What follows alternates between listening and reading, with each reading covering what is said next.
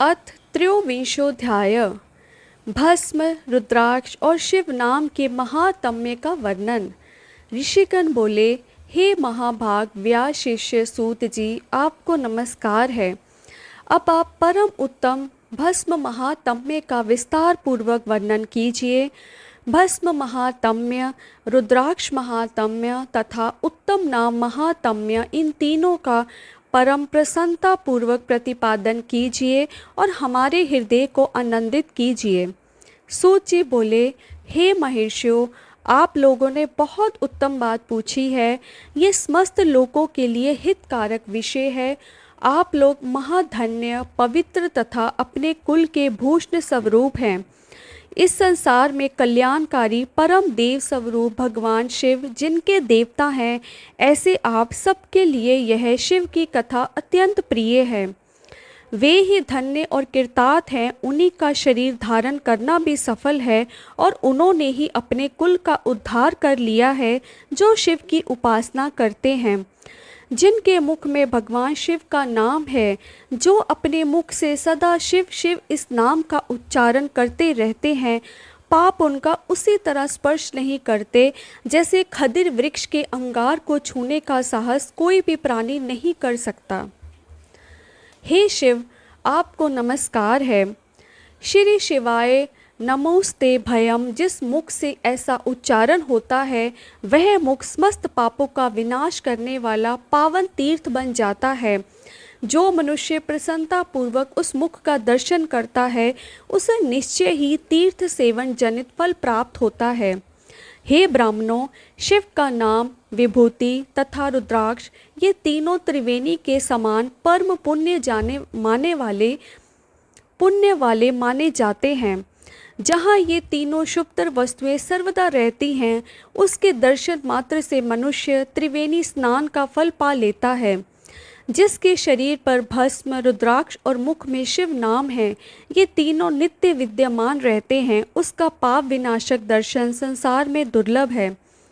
उससे पुण्य आत्मा का दर्शन त्रिवेणी के समान ही है।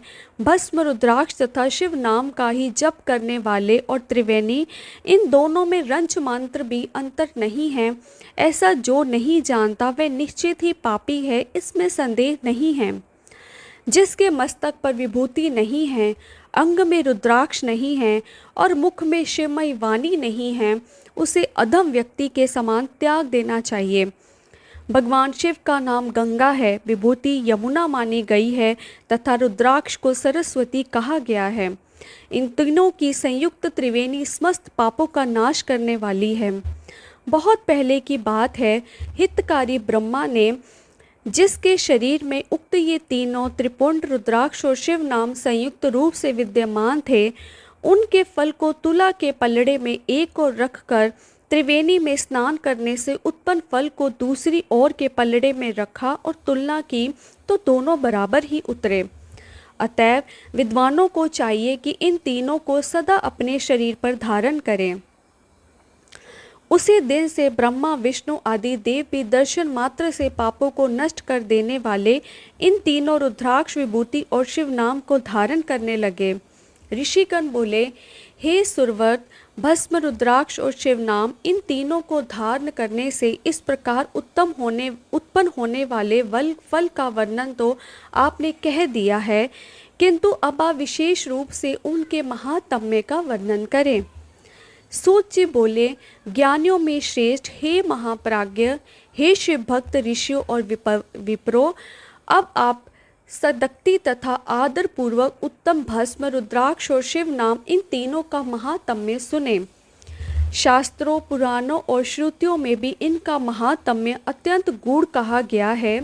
हे विप्रो, आप सबके स्नेहवश इस समय मैं इस रहस्य को खोलकर प्रकाशित करने जा रहा हूँ।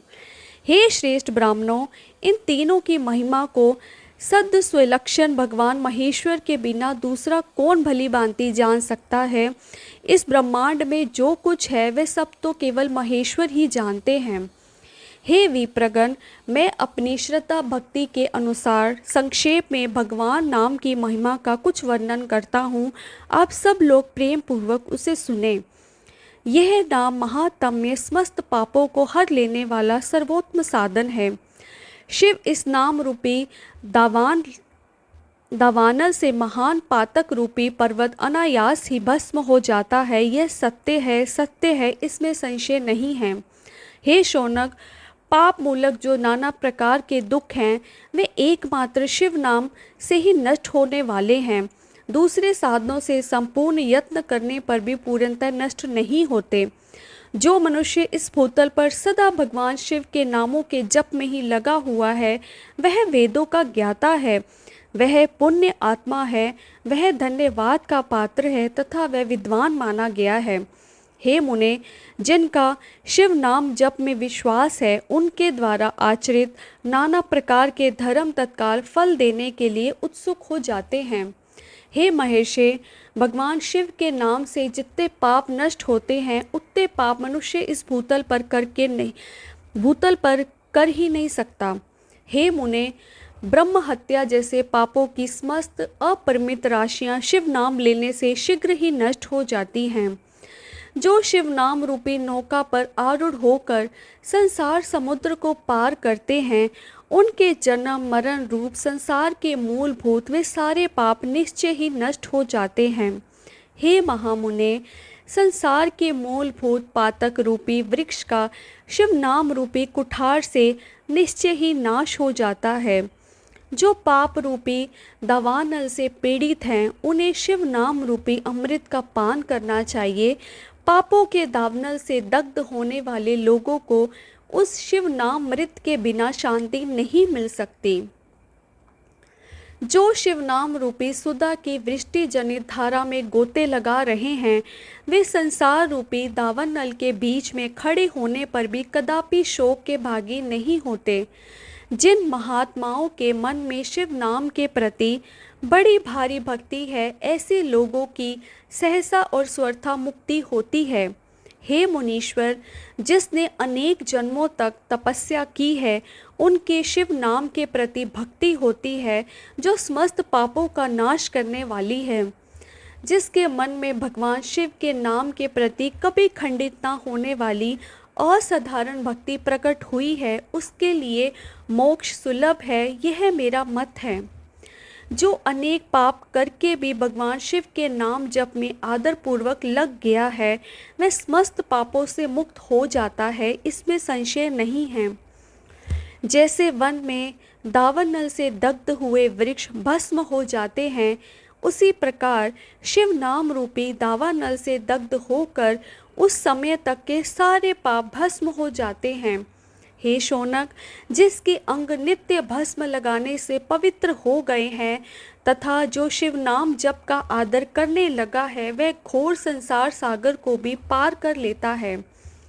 ब्राह्मणों का धन हरण और उनके ब्राह्मणों की हत्या करके भी जो आदर पूर्वक शिव के नाम का जप करता है वह पापों से लिप्त नहीं होता है, अर्थात उसे किसी भी प्रकार का पाप नहीं लगता। संपूर्ण वेदों का अवलोकन करके पूर्ववर्ती महर्षियों ने यही निश्चित किया है कि भगवान शिव के नाम का जप संसार सागर को पार करने के लिए सर्वोत्तम उपाय है। हे मुनिवरों, अधिक कहने से क्या लाभ। मैं शिव नाम के सर्व पापहारी महात्म्य का वर्णन एक ही श्लोक में करता हूँ। भगवान शंकर के एक नाम में ही पाप हरण की जितनी शक्ति है उतना पातक मनुष्य कभी कर ही नहीं सकता। हे मुने, पूर्व काल में महापापी राजा इंद्रगुम्न ने शिव नाम के प्रभाव से ही उत्तम सद्गति प्राप्त की थी। इसी तरह कोई ब्राह्मणी युवती भी जो बहुत पाप कर चुकी थी शिव नाम के प्रभाव से ही उत्तम गति को प्राप्त हुई।